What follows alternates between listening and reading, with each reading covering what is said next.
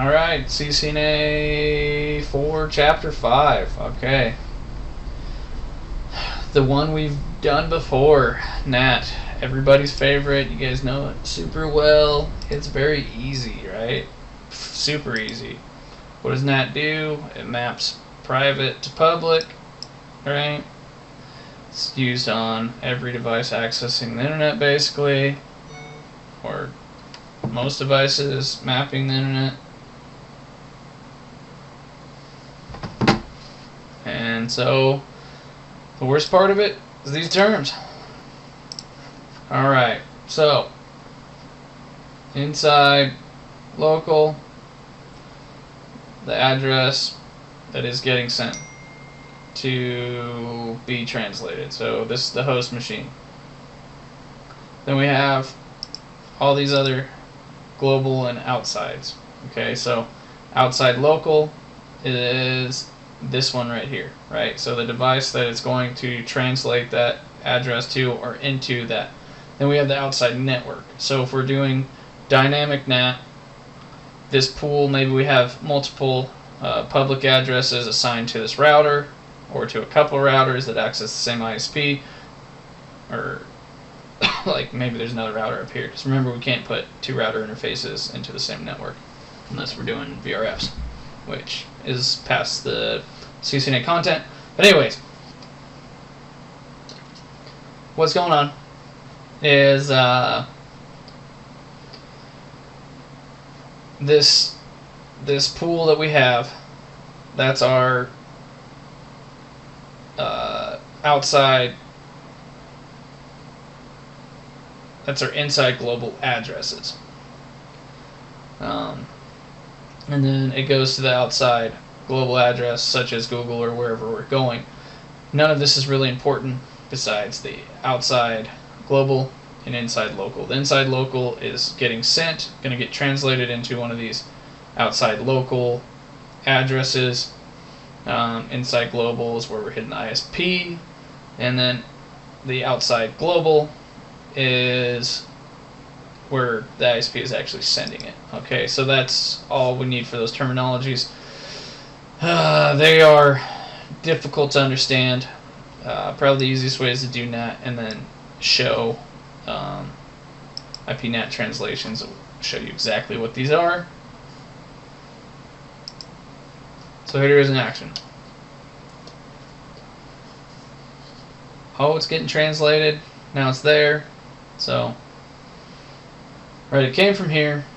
Our inside global is the IP address of this router. It translated to this outside local. Notice it's in the same network. And it's sending it to this other outside local. Actually, what? The outside local, I don't know. It sent it to the same as the outside global.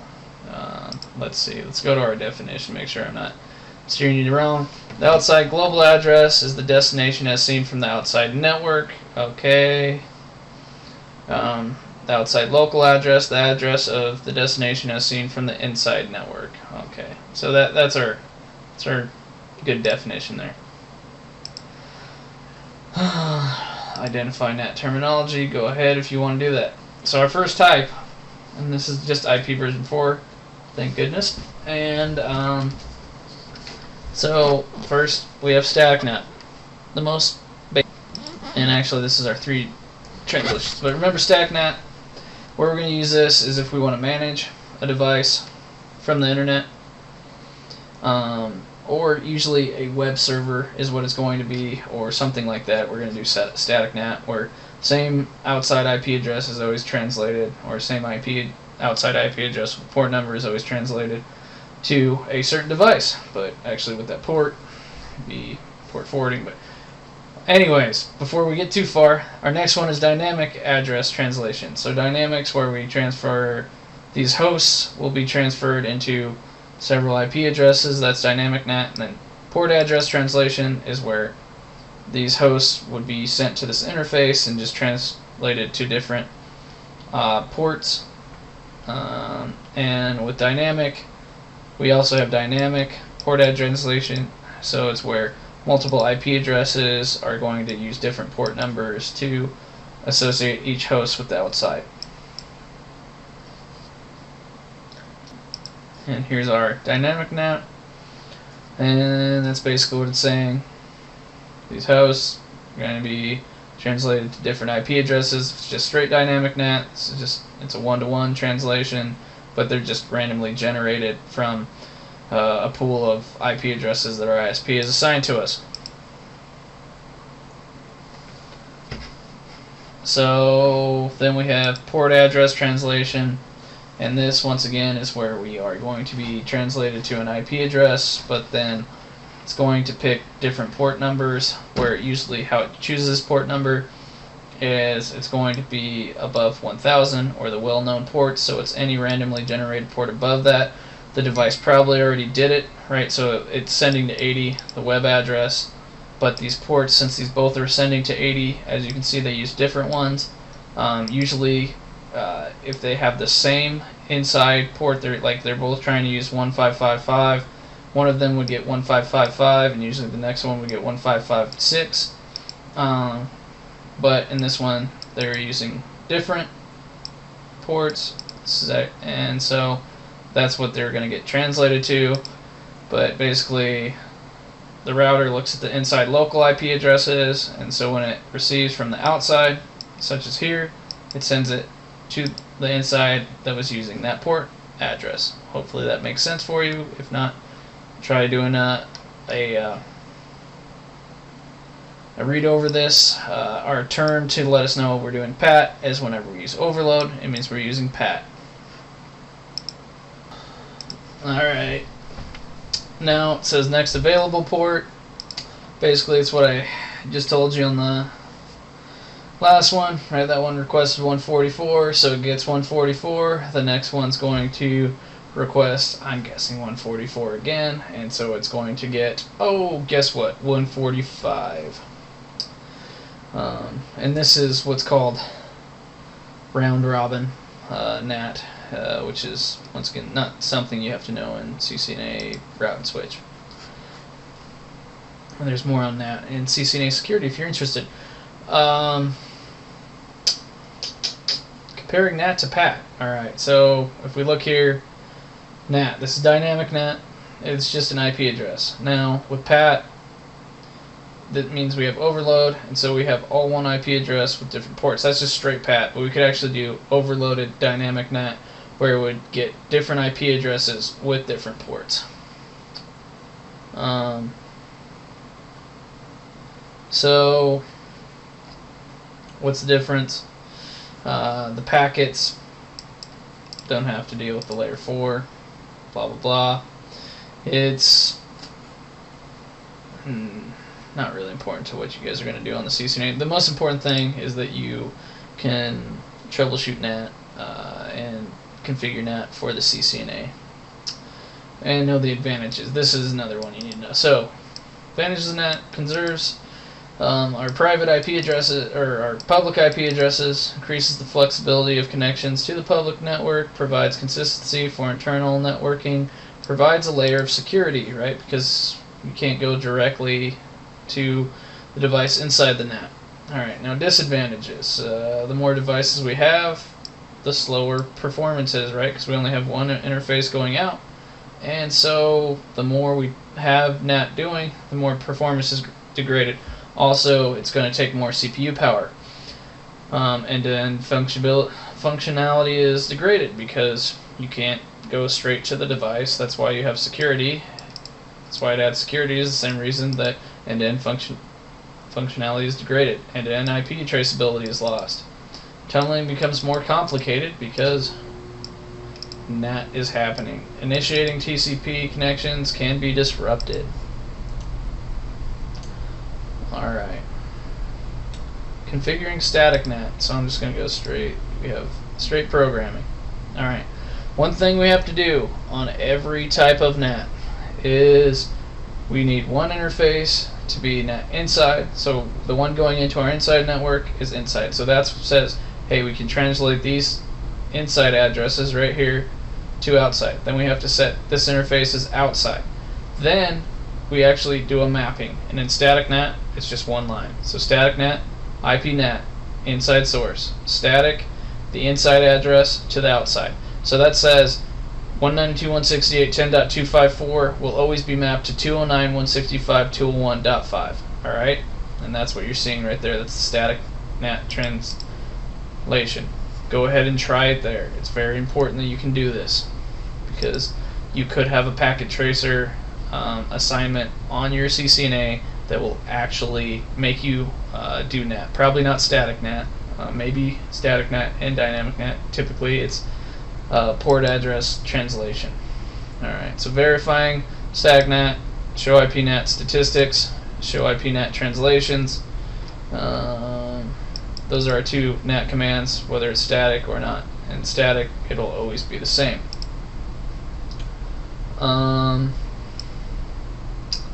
Statistics showing that we're just only using static NAT. So that's one thing. Go ahead and try that packet tracer out. So now we have dynamic NAT.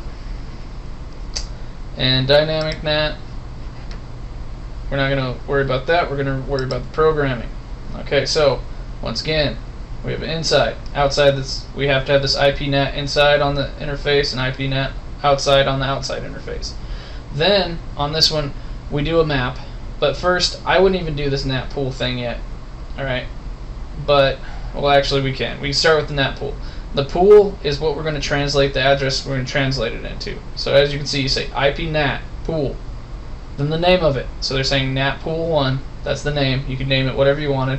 If I was doing for a VLAN, I'd probably say VLAN 1 NAT. I don't know. NAT VLAN 1.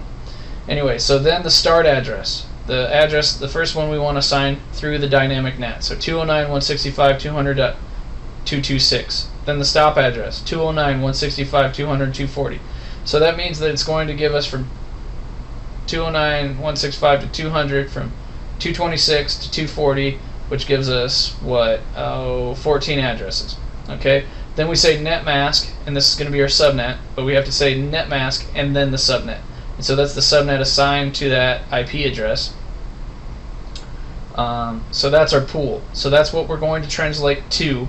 Then we go into and make an access list. In the access list in NAT, it's always a standard, and standard, remember, is based on source IP address, and it's what we're going to allow to be translated. So we say access list 1, or we could do a named access list if we wanted to. But access list 1, permit 192.168.0.0, 0.0.255.255. So anything from 192.168.0 to 255 in all in the last two octets is going to be able to be translated. Now we have to link those two together. And so this is all happening at global, and we say IP NAT inside source list, then the ACL name. So the list was ACL1, and then the pool, and the pool we made, and we named the pool NAT pool 1, so pool 1. So that's linking those two, and so if we have NAT inside, NAT outside, it's going to work. Go ahead, probably want to try that as well.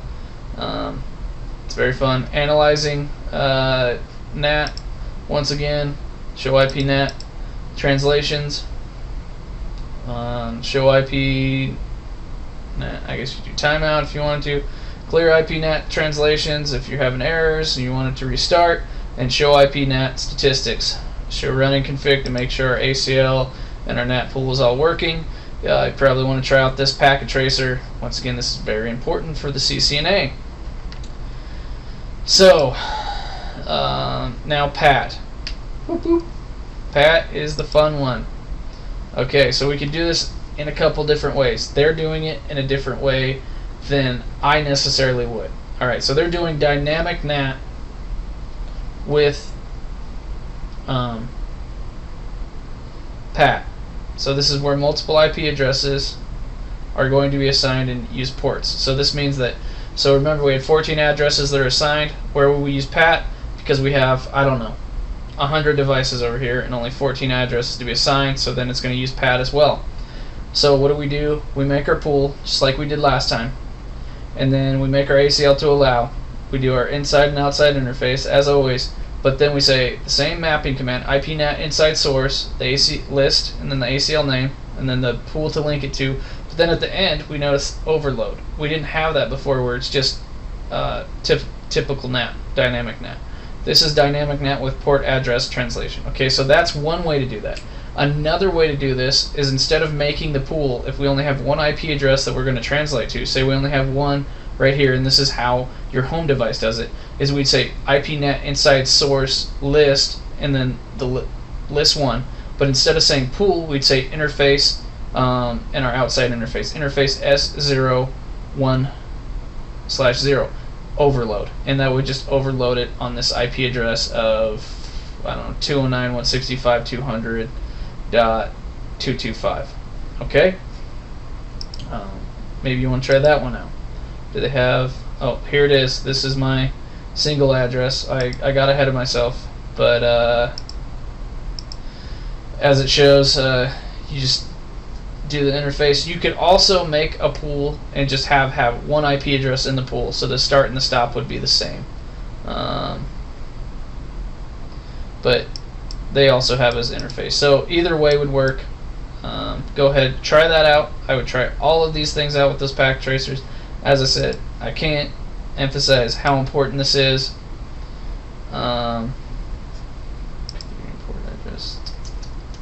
Anyways, same show commands. Try these packet tracers out. Do them till you can do them easily. Now we have port forwarding. Okay, so now we can actually map from outside to inside. If we wanted one thing was we could do an FTP server, a telnet server. Another thing we could do is, if we didn't, we could set different ports for SSH that would go to a specific device from the inside. So we would just hit an outside, and it would actually send us to it would send us to this telnet server or a network device, a router or a switch. We could also do NAT.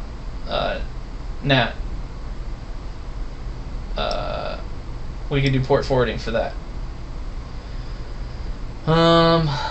Okay, and we can do maybe some of you guys for gaming. It's very common to do port forwarding for gaming, and so this just says, hey, we could have an inside web server, and so always map port 80 that's hitting the outside to there. That'd be one thing. Or we can map Call of Duty to our Xbox or something like that. Xbox Live to our Xbox, so our NAT's not so restrictive. So how do we do this? We say IPNAT inside. Now we still need those the inside and outside interfaces. One thing that never goes away with NAT. But then we say IPNAT inside source static, and this, so it's not a dynamic thing. Then we put the protocol TCP to the inside port, inside IP address with the port to the outside port and IP address. So this said 8080. So when stuff from 8080 hits here, it's going to set it to port 80 to 192.168.10.254. Hopefully that makes sense. Anyways, take a look at that. Get a packet tracer here if you're not understanding it. Try it out. If you have questions, let me know. Now for IP version 6, okay, so this is called NATPT is the proxy. NAT64 is where we're adding IP version 6 to IP version 4. And we do that to make it easier, but they just tell you to do dual stack now. Link local addresses, NAT for IP version 6. All this is saying is this would be one way of implementing IP version 6 in an IP version 4 network, or IP version 4 into an IP version 6 network. Yeah, there's our troubleshooting commands. Already talked about them. Show IP NAT translations, clear and debug NAT. Be careful debugging NAT. If you have a lot of NAT going to the internet, it will crash your router. That's about all that's important there. You can look at some of those debugs. Case study. Probably try these. Mostly, the most important thing is doing the packet tracer, being able to configure NAT, rather than knowing what the commands do. Okay, so most important part of this chapter is you yourself doing some NAT. Anyways, that was a short one. Hope you enjoyed it. If you have any questions, hopefully you're doing those packet tracers, let me know. Send me an email.